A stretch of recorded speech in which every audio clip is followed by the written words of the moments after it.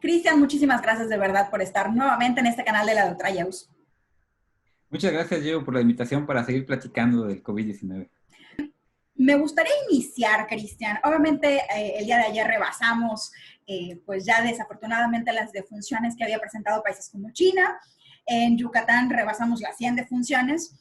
Pero creo que un panorama mucho más objetivo es algo de lo que podemos observar aquí en tu página, que otra vez, por favor, tengo que mencionárselas a todos, es casoscovidmx.com, un gran trabajo en el cual nos puedes concretar absolutamente toda la información que nos están brindando las autoridades federales. Particularmente hoy quiero hablar un poquito de esta tasa de incidencia. Ya nos mencionaron las autoridades federales que ahorita en este momento tenemos que enfocarnos en casos activos. Tú como experto, me gustaría que me platicaras toda esta gráfica. Aquí nos pusimos nosotros, obviamente gráfica comparativa de tasas de incidencia, y nos pusimos a hablar de los 8 estados que han estado pues en boga, ¿no? Que se han movido, sabemos, por ejemplo, en el caso particular de Yucatán, que sí del cuarto, séptimo y varía por allá en estos lugares. Pero platícanos un poquito de esto. ¿Qué habla todo esto que nosotros podamos saber aquí de estos estados que particularmente son Baja California, Ciudad de México, Morelos, Quintana Roo, Sinaloa, Tabasco y evidentemente nuestro estado de Yucatán? Claro, mira, en esta gráfica está la tasa de incidencia, pero es importante aclarar que es por casos activos. ¿Qué es un caso activo? Son de la información que se tiene, es la gente que inició síntomas en los últimos 14 días y que además en su prueba salieron positivos al SARS-CoV-2. Claro. Ahí podemos ver cómo está la tasa de incidencia según los casos activos en los 8 estados que, como decías, van como en el top en cuanto al número de casos activos y la tasa de incidencia. Okay. Lo que podemos ver aquí, como tú comentabas, es que en Yucatán está en un cuarto lugar. Sí. Y esto es un poco preocupante porque si tú recuerdas, antes de que empecemos la fase 3, la tasa de incidencia no se reportaba por casos activos, sino que se reportaba únicamente por el total de casos que existían en el estado. Y si recuerdas, habíamos estado entre un séptimo, octavo lugar, más o menos, justo como en la última parte de la fase 2. Sí. Ahora, esta información, desde el punto de vista estadístico, es sesgado. ¿Por qué? Si tú hoy quieres saber la gente que se enfermó, que inició síntomas en los últimos 14 días, es difícil, porque imagínate que seas una persona que se infecta o inicia síntomas el día de hoy o el día de ayer. Okay. No toda la gente va inmediatamente al doctor. Hay gente que a lo mejor hoy empieza con un poco de tos, entonces va a esperar que será 2, 3 días para ver cómo sigue y luego va a ir a checarse. A lo que voy es que los casos activos terminan siendo, o al menos los que se reportan en los últimos días, son muy pocos comparados con los que realmente existen. Okay. Esto quiere decir que si queremos tener una mejor idea de la tasa de incidencia en casos activos, tenemos que irnos al pasado. Tenemos que irnos más o menos unos 15 días para atrás. Si tú agarras el 25 de abril, puedes ver que Yucatán de nuevo está en octavo lugar. Claro. Está muy cercano al Estado de México. Están ahí entre que uno sube, uno baja, uno sube, uno baja. Pero esto es mucho más consistente con la información que hemos estado viendo, vas usando la tasa de incidencia por casos totales acumulados. Esto concuerda mucho y tiene una lógica, Cristian, con lo que nos han mencionado las autoridades federales, de que evidentemente, y es conocido por todos, que hay un retraso, inclusive ahora sí que en la recepción de todos los datos de las entidades federales. Estamos hablando de 32 estados que se concentran en una sola plataforma y que ellos mismos han reconocido que aunque el porcentaje, ahora sí que de información ha ido incrementando todos los días, pues evidentemente hay un retraso, ¿no? Cristian, y de ahí surge un poquitito la segunda pregunta, porque entonces, ¿qué hago yo con estos casos que al inicio me estaban comentando que eran sospechosos, que como bien mencionas, todavía no pueden estar en esta tasa de incidencia? ¿Y cómo los correlaciono con esta tasa de positividad que muy amablemente tú también nos pones otra vez en tus gráficas, ¿no? Que inclusive me voy a permitir ahorita bajar un poquitito más. Para empezar, explícanos qué es esta tasa de positividad, cómo va a estar relacionado. La tasa de positividad, digo, es realmente muy, muy fácil de definir. Es de todas las pruebas que se han realizado y han salido ya sea positivas o negativas, ¿qué porcentaje de ellas fueron positivas? Okay. Esto nos da una idea de de cuántas pruebas podríamos esperar que resulten positivas. En este caso, nos puede dar una idea de, ok, si yo hoy en día tengo X cantidad de casos sospechosos, ¿cuántos más o menos espero que resulten positivos una vez que la prueba salga el resultado? ¿Ok?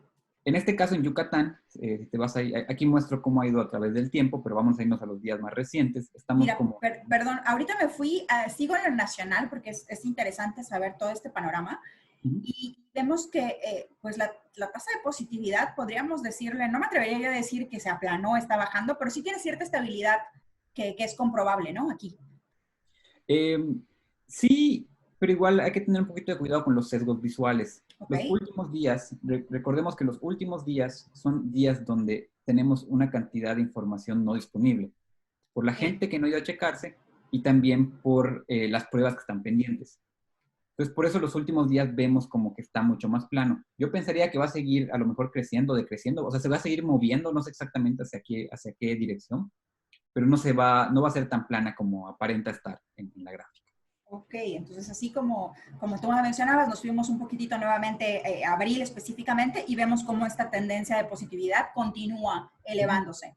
Afortunadamente no de una manera tan drástica, pero sí continúa elevándose, ¿no? Exacto. Ok, En los últimos días yo diría que según esta gráfica estamos más o menos que una de cada 3 pruebas han resultado positivas. acá tenemos, nuevamente ahora sí ya me fui en específico a nuestro hermoso estado de Yucatán y vemos esta tasa de positividad, ¿no? Vamos, como tú nos mencionas, vamos a irnos específicamente, pues, a abril.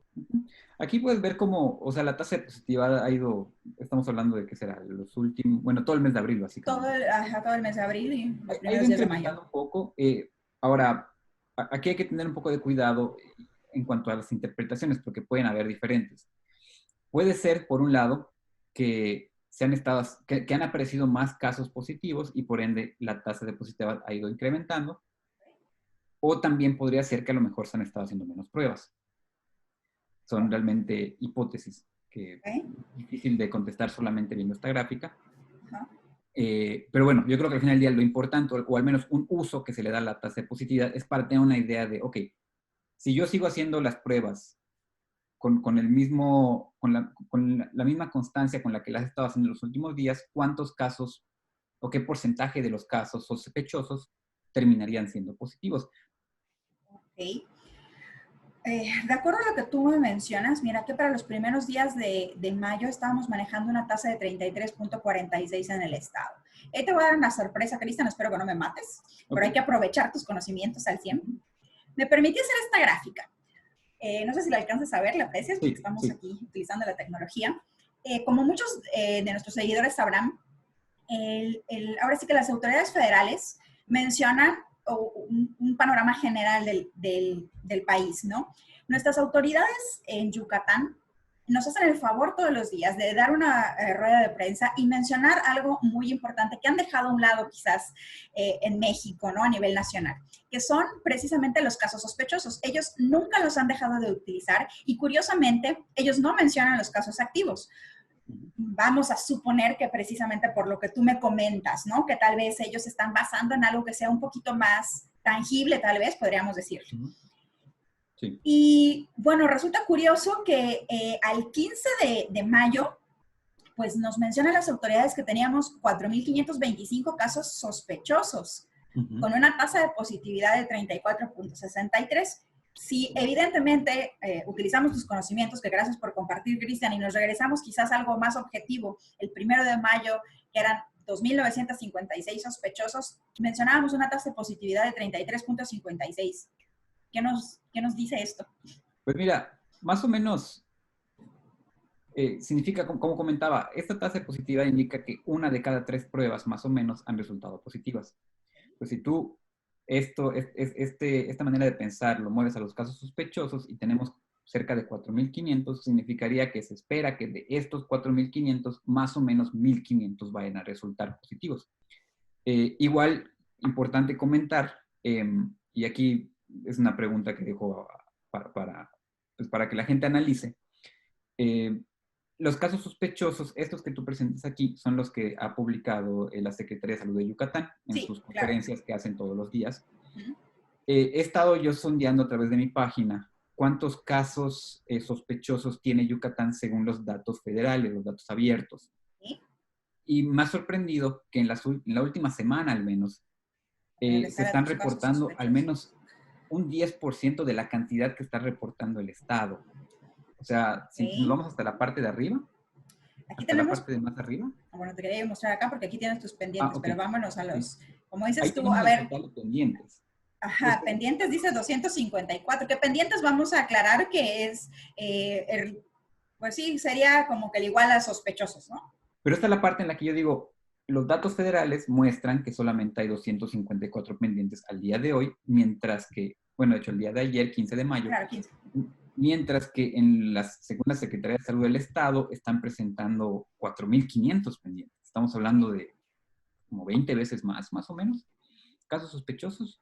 Entonces, esa parte, digo, a mí me ha dejado un poco la duda de qué significa. ¿Será que hay un retraso en informar los datos sospechosos por parte del Estado al país? ¿O es una cuestión de que a lo mejor a nivel federal les está tomando tiempo recibir esa información y ponerla? Realmente ahí simplemente es una pregunta que dejo a tu auditorio, Claro. pero que sí es importante tener en cuenta porque como tú bien dices, los casos sospechosos, eventualmente algunos se van a convertir en casos positivos. Otra cosa que tal vez, bueno, no sé, y quiero dejar muy en claro que es la opinión particular de la doctora Yeus, no quiero involucrar al doctor Cristian en este punto, pero yo sí creo que tal vez, o al menos es mi pensar, que estos 4.525 casos sospechosos en Yucatán pudieran estarse conformando no solo por las personas que acuden, como tú bien decías, al médico. Las autoridades estatales han desarrollado diferentes plataformas y hasta Medictalk, está un número telefónico, cada uno de los hospitales tiene su plataforma también. Entonces, quiero pensar que todas estas han permitido tener algo, digamos, más objetivo de la cantidad de personas que reporta estos síntomas, que se toma de verdad el importantísimo tiempo para poder reportarlos y así tener algo, un panorama un poco más objetivo, ¿no? Al menos es lo que yo quisiera pensar. ¿Por qué existe esta diferencia tan importante, ¿no? Y tal vez si nos vamos sobre esta línea, pues lo que estamos viendo reflejado en los datos federales, pues consistan, como bien comentabas, ¿no? Algo que esté pues comprobado por pruebas específicamente, que como bien sabemos es muy difícil poder abarcar a toda pues, la sociedad, ¿no? Pues ahí está nada más nuestros puntos de vista personales, los dejamos a criterio del público para que pueda analizarlos y evidentemente los invitamos a tu página, Cris, no solamente para que sigan analizando este punto, sino para que puedan ver, todos tenemos familiares en otros estados, así que es una maravilla poder contar con esta aplicación en la cual podamos ver cómo están todos nuestros familiares en el país, ¿no? Sí, claro, Jeus, esa fue la idea y me da mucho gusto. Te comparto que ya son más de 8,000 visitas que ha recibido la página. Así que esperemos que siga llegando a más gente para que sigan estando enterados de sus familiares, del estado en el que vivan o inclusive del país. Claro. Pues al contrario, nuevamente, Gris, de verdad, muchísimas gracias por tu tiempo, por este maravilloso trabajo que estás desarrollando. Esperemos que muchísima gente más estén, por favor, lo comparte. Los invitamos, por supuesto, a suscribirse a mi canal, a compartir este video y en el cual vamos a dejar el link, para que accedan rapidísimamente a tu página, por favor. Muchas gracias, Jeus. Muchísimas gracias por la invitación y gracias por todo el trabajo que tú también haces. Al contrario, gracias. Los invitamos también, por favor, que nos dejen sus comentarios, sus análisis. Recuerden que esto es un espacio abierto en el cual simple y sencillamente nos gusta analizar de una manera profesional lo que estamos viviendo. Así que nos vemos el próximo lunes. Recuerden que este es el espacio de la doctora Yeus y muchísimas gracias por visitar mi canal. Nos vemos.